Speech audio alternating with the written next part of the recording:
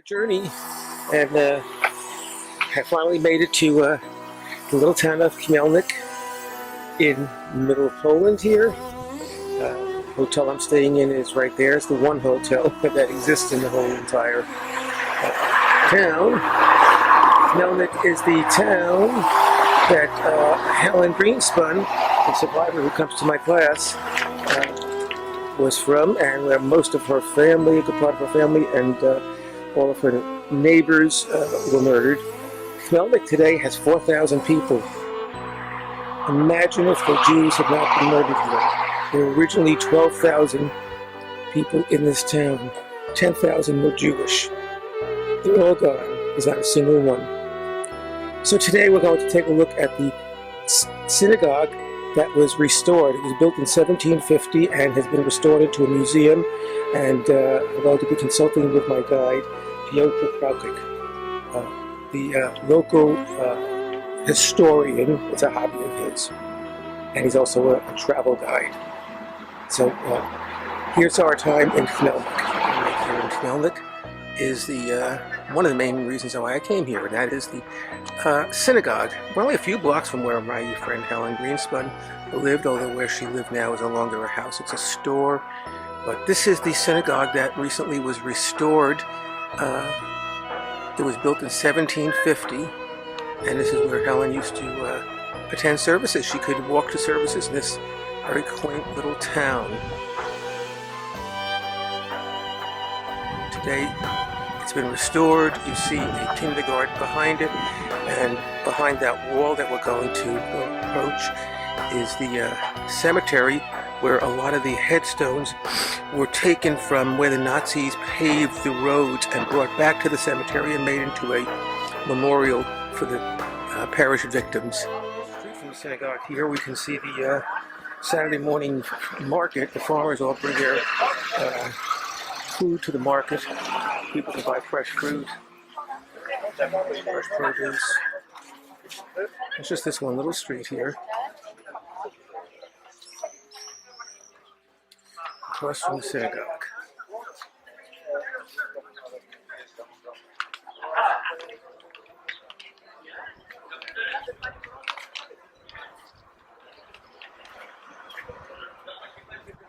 About the Chmielnickie area before Second World, and this Chmielnickie area before war was much bigger than now is the Świętokrzyskie area.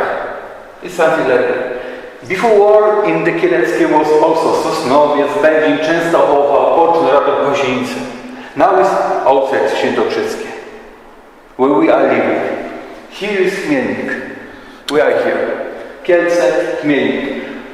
The synagogue is established in Pinczów here and Szydłów here. Kielce, Chęciny, and here's the Busk. Chmielnik, Busk, for example.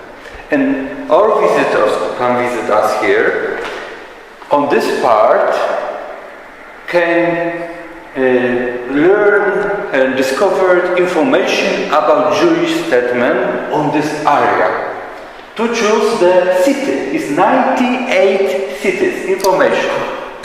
For the short form here, like this. This is about Chmielnik, but we can share about Kielce, Jewish in Kielce, for example, and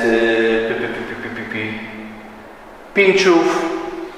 In Pinczów, 98 Shtetls information we have here. Okay. Information. But we are in Chmielnik. This is the old photo. But here is a short form information. But this is another box here, also in English text here too. Jewish communities. Choose Chmielnik, for example. And this is much bigger text. You see? Okay. Here you can take more information than here. Okay. This is for everybody who wants to know small information. If you turn out here, this place before renovation. This exactly this place. That's a picture of where we're standing right now. Wow. Here's this part. Wow. Yeah. So that's there, and this is now. Yeah. He was inside. The photo about inside.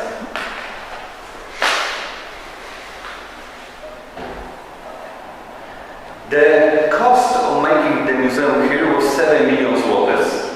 5 million zlotys we take from European Union, 2 million zlotys city of Melnick. And we made this museum here. Oh. Wow. This was totally ruined. Is that the condition that was left by the Nazis? Or is that from just age, from years? You know, after the war, he was the magazine for vegetables. It was what? Magazine? Storage. Oh, storage. Yeah. It was used for storage, Yeah, storage here was. And about, this also, about the year 1980, it was closed, everything. Without windows on, and the atmosphere from the outside, the rain, snowing, going inside, it was destroyed, everything. Okay. You know. You see, the photo falls. It was 2011, the photo. Okay. Please come here. I will show this to everybody who can visit us. This mezuzah. Of course. Yeah. And I explain, you know what is mezuzah, but I explain to every visitor what this is mezuzah, but this mezuzah is from Jerusalem. Okay. And we put here. Explain the mezuzah for my students. Okay, mezuzah, this is something who has each Jewish family on his home. And the mezuzah was putting at the door was outside, going to outside the home, and here inside is small paper with the God blessing for home from Old Testament blessing. And when Jewish going outside home or back to his own home, make this. Right. To asking God for blessing. Right. Yeah, my daughter just bought a new house last year, and Yeah. the first thing I did was I sent her a mezuzah, 2 of them, one for the front of the house and Yes. one for the baby's room. Yeah. I sent it from Yerushalayim, from Jerusalem. Yeah, and this is also from Jerusalem. Okay. And this word is very important in English words. You do not support the root. You support, the root supports you. Yeah. I like that. Okay, and now we're going to the main place, our museum, the most important. Okay. Be careful. Oh, wow. It is gorgeous.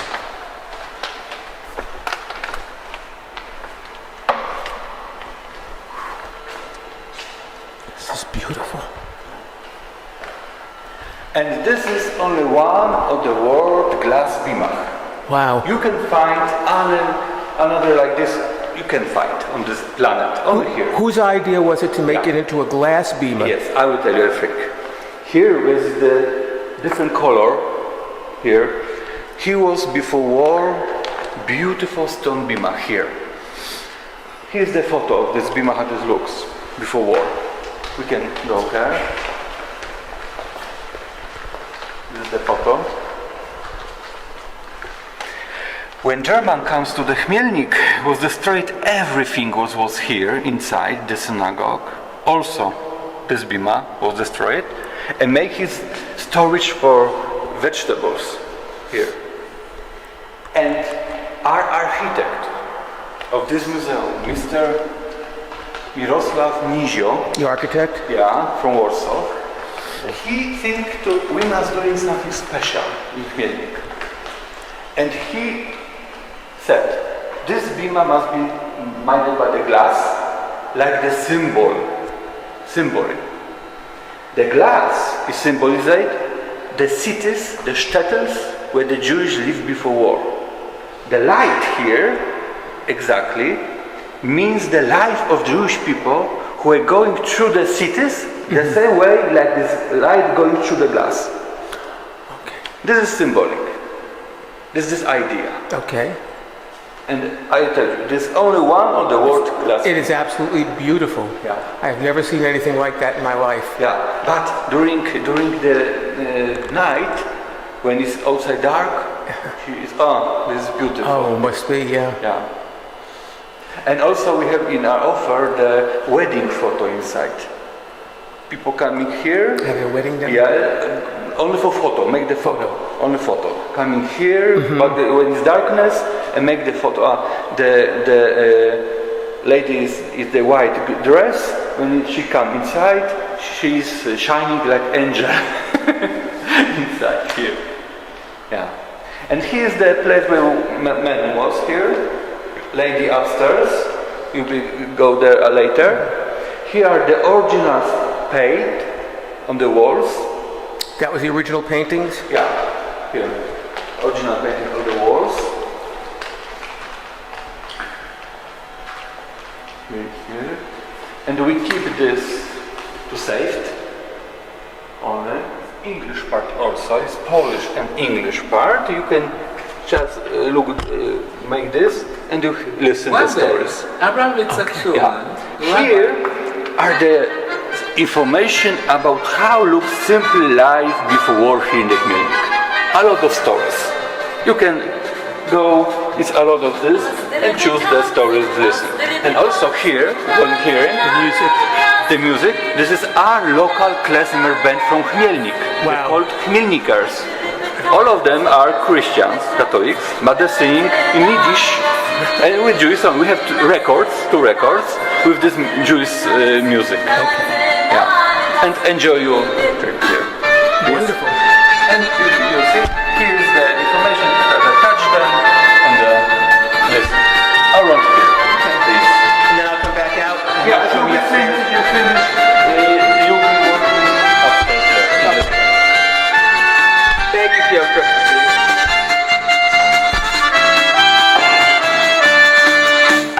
Als de ribbe zingt, als de ribbe zingt, zingen alle Chassiden, zingen alle Chassiden. Als de ribbe zingt, als de ribbe zingt, zingen alle Chassiden. Als de ribbe zingt, als de ribbe zingt, zingen alle Chassiden.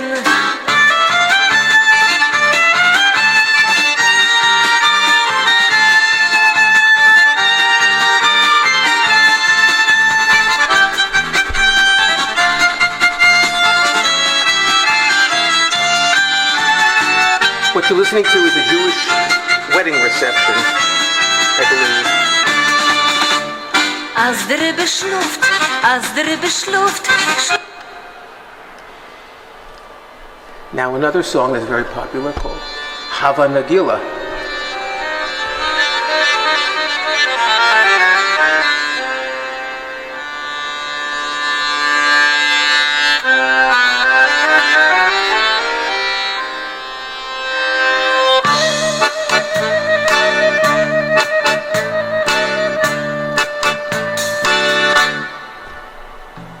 Hava, Nagila, Hava, Very often, the violin was part of Jewish music Nagila, culture.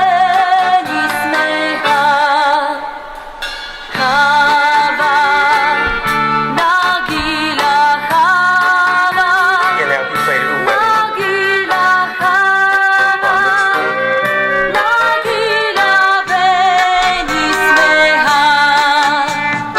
Hava, Ne'anena.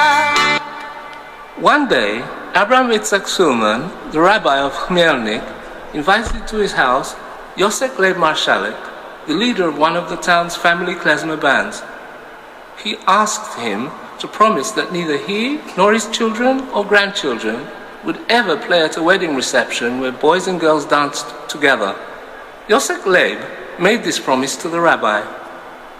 Nearly all klezmers from Chmielnik belonged to one big family.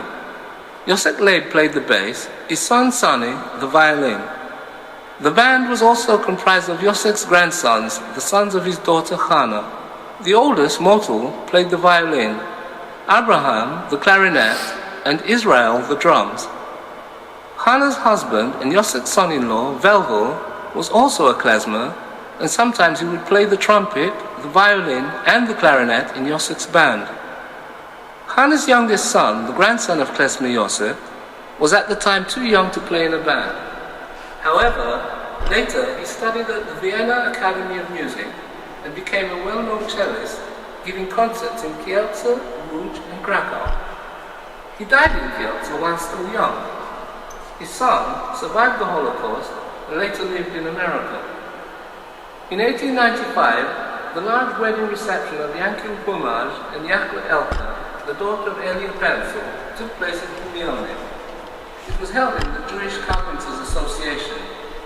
After the ceremony and the traditional Jewish dances, the groom's younger brother, Shmuel Stelmacher, known as a trifler in Chmielnik, approached Yosef Leib Marshalek and asked him to play some more modern dances. Shmuel put one ruble into The picture you're looking at is the Rheineck, or the market, in 1917 here in Chmielnik. Kept in Yosef Leib Marshalek's house. After the wedding, the klezmers would go to the leader's house, open the can, count the money, Picture of what this each klezmer would village receive would look his like share. at that time. The music started and people danced. Sane, who played the first violin, went to the front of the crowded hall to see what the boy who was calling him wanted. This was the original plan The klezmers went on playing. for the city of Chmielnik. He noticed that some boys were dancing with girls. He quickly shouted something It to was Yosef Leib, and suddenly Created the stopped. plan in He 1874. explained to Shmuel that according to the promise given to the rabbi, the Marshalek band was not to play at a reception where boys and girls Here we danced see together. in Shmuel 1912, demanded the band carry on. in the second half of the 16th century, Jews lived at least in 24 towns in this region of Sanderish, Shekini, and all those other names that are on there that I won't even try to pronounce. Shouted and screamed, and finally they ran away from the reception. Israel, the drummer, also ran away, taking the can and the little money that the peasants had collected. The following day, These are artifacts of what we would find in a typical Jewish home. Kiddush cup, which is used to sanctify the Sabbath. A set of teaspoons used on the holiday. A Seder plate, where during the holiday of Passover, all the different symbolic foods would be placed around that. There'd be an egg, the neck bone or the shank bone of a lamb, some horseradish, each of them having a symbol of some kind. For example, the bitter horseradish would remind the Jews of the bitter times they were slaves in ancient Egypt.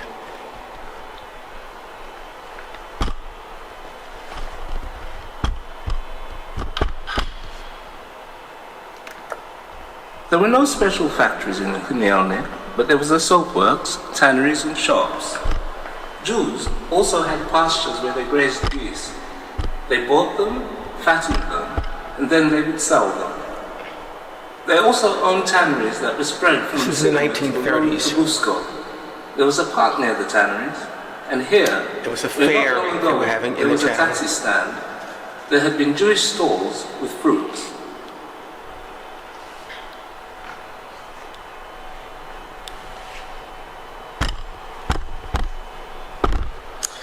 In those days, if you needed a pair of shoes, you had to go once a year or wherever your parents took you to a place where they would make you a pair of shoes in the factory. In Chmielnik, there were small factories, all of them private, and all of them were in Jewish hands.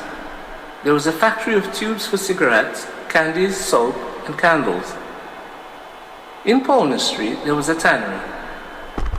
Jews imported cane that they used to make horsewhip stocks and canes. There were good wheelwrights, saddlers, shoemakers, carpenters, bakers, and butchers among them. Jews had the first welding apparatus in Chmielnik, Those are some of the the tradesmen. metal factory in Furmanska Street.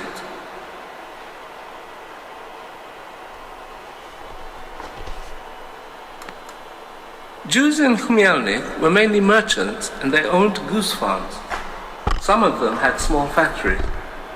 Blank had a limestone quarry in Chmielnik A Street, where he calcinated lime. In the current Filmanska Street, there was a soap factory. Leishman also had a winery here, which was famous for making good wine. Jews also owned sawmills and different tailor, carpenter, and shoemaker shops.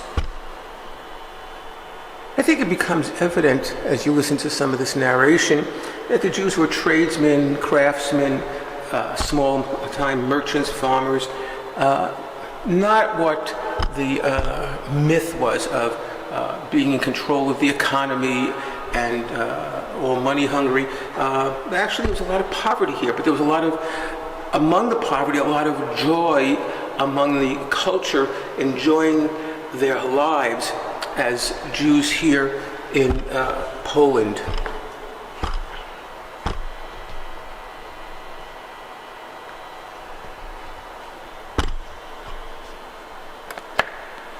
It was probably in 1930. My mother took my brother Bronek and me to Chmielnik to have suits tailored for us as we needed them for the First Communion. She chose the tailor whose name was Gonska. He lived somewhere in the current 13th Stitchnia Street.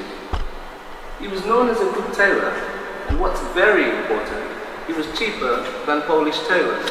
This is the population of Chmielnik between 1764 and 1939. When we went to collect them, our mother paid the agreed In amount. 1827, there were 197 homes here. We were surprised to hear that, as we didn't want to wear By 1939, there were 12,500 Jews living here. The Jew followed us. In 1764, 445. So let's look at that number. 445 Jews in 1764. Less than 200 years later, we have 10,275 Jews, which is 80% of the town, which had, as I told you earlier, 12,500 people. It's an enormous percentage. So you can see why this was an important center for Jewish culture in this region of Poland, and why it's significant that I came to this, because it's very typical of a shtetl that existed throughout the entire region, as Piotr showed you on the map as we came in.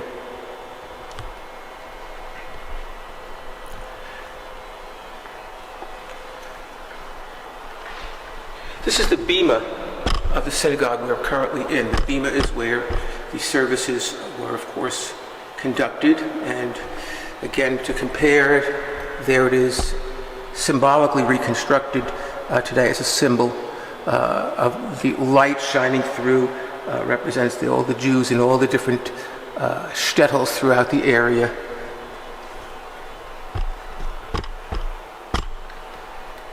The first one I recall was the shop of the Jew whom everybody called Yosef. It was situated before the milk shop in the current May the 1st Street, on the left-hand side when walking from Sukovola. It was a general store. It sold all kinds of stuff, from petroleum through herrings to vegetables, oil, and other groceries. Yosef was a wealthy and honest Jew. He would sell a lot of goods on credit. Another picture of the synagogue. There were no banks at the time. The Bet so Midrash the poor would buy is stuff in the on credit. distance on the right. That was the Prices were bearable and in accordance where with they the general studied. rules of trade.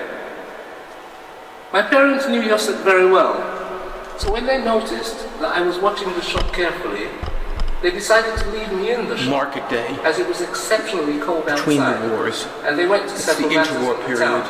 town. Yosef led me into between his World War I apartment and at the World War back of the II. shop. It was a modest apartment, but I was warm there.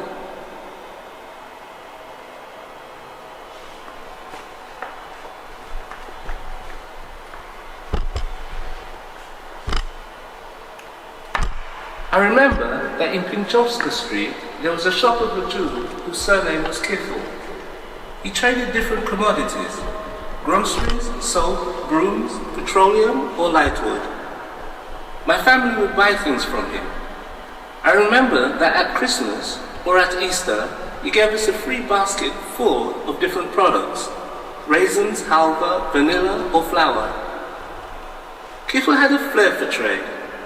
On market days, many people from nearby villages would visit his shop. This would be market. When he saw the peasant wagons coming from the direction of Chmielnik, he would rub his hands with joy.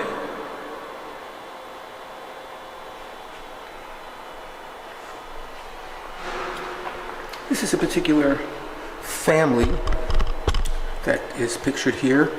The family owned a tailor shop, as it indicates.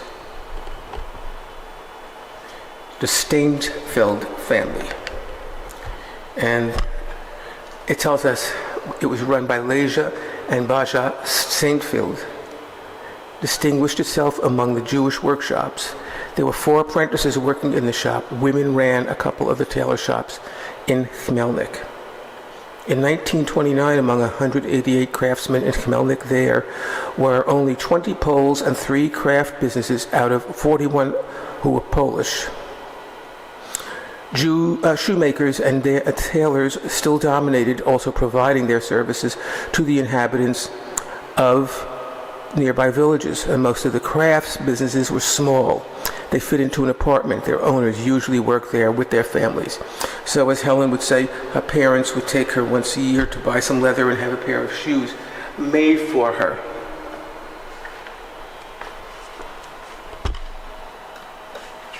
The Sabbath in Bodzentin was an exceptional event of every week.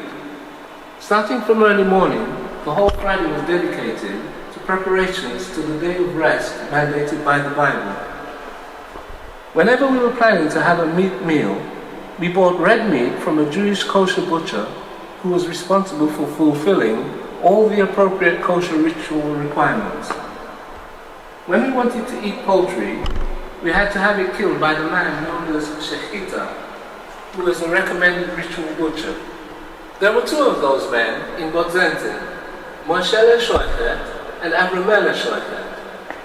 Generally, the Jews in the town would bring their hens, ducks or geese to those butchers. Due to our wealth and the social prestige of our family, our butcher, Moshe, used to come to This our was house what they called a day of cooperation in 1929. Later, out of respect No doubt if for his own name, Helen were here, she our could probably mother point would herself send out in the us picture. to his house in Langley Street. Every Thursday evening, our mother would start making our challah, a special braided bread with egg that we had on the Sabbath and on holidays. Families. She would cut It's the all Easter egg about and left it to people, rise for the whole night. families. She regularly I've said it many times. served I'll continue to say it. a widow called Yentl, who lived with her 2 daughters in Chmielnik Street. Our mother had yet to do the baking for the families who needed from the community of Bodzentin.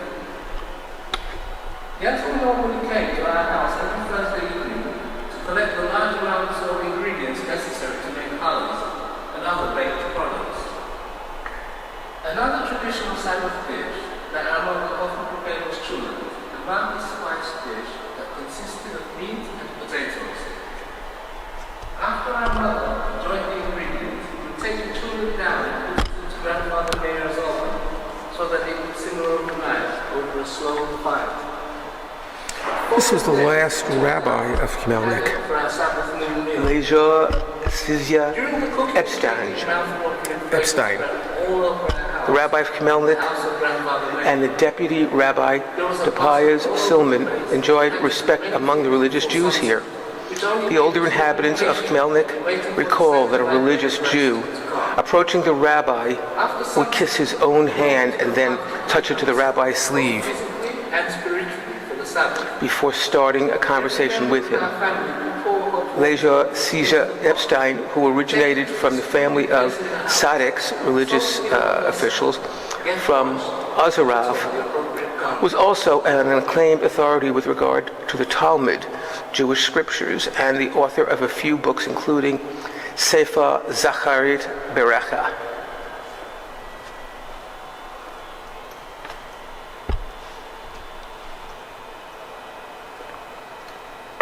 הנה אל ישועתי אפתח ולא אפחד, כי עשית זמרה כך קשה, ויהי לי ישועה, ושפתם מים בששי ממעייני הישועה.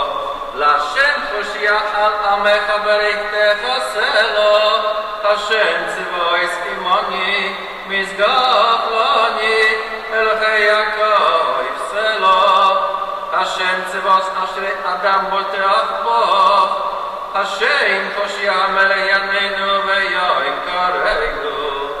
The song, the prayer you're hearing in the background, is said at the end of the Sabbath during what's called our Havdalah service in the home.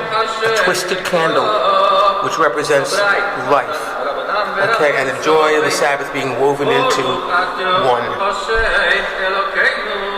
And a small boss, a little container with fragrances that was used during the ceremony to put spice into the air, the smell of spices and the beauty and the joy of the Sabbath and getting back to one's regular schedule of labor.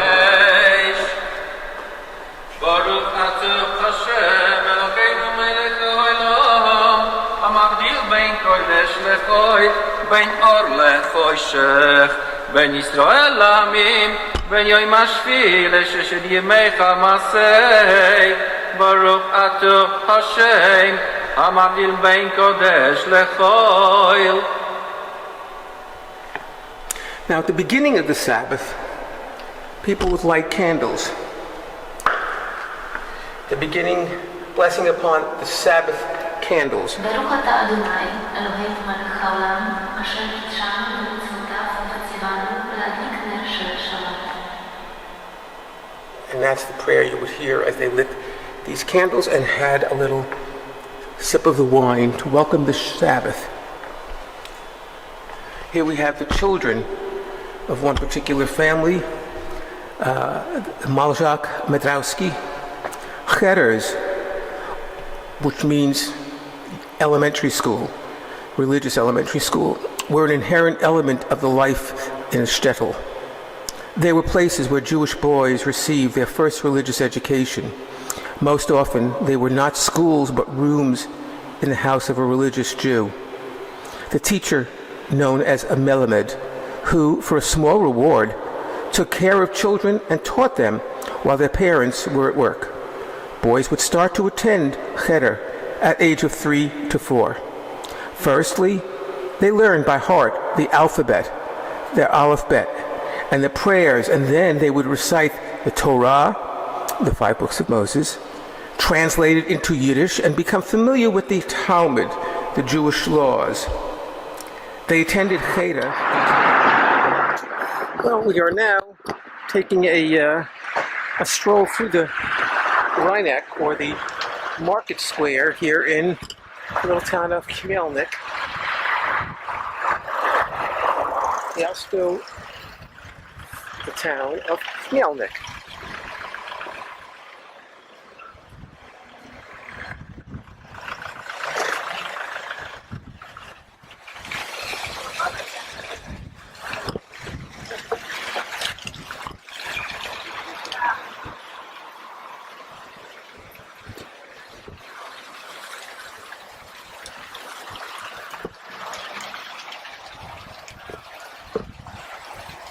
This is a bandstand, kind of, where they have one of their festivals every year, I understand.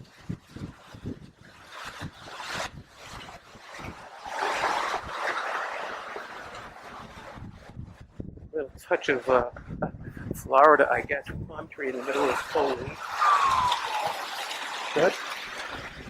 Nice place where people can gather on a Saturday afternoon. Remember, it's a Saturday, and at one time, this village was bustling with 10,000 Jewish people who would have been walking to the synagogue and walking through this market square and so on, and not conducting business, of course. But now, what do we have here but pretty, but again, there's not a single Jew left in town. I'm probably the oddity walking around here with a kippah on my head, which is okay. I'm not getting any strange looks. I guess since they've rebuilt the synagogue, that's okay.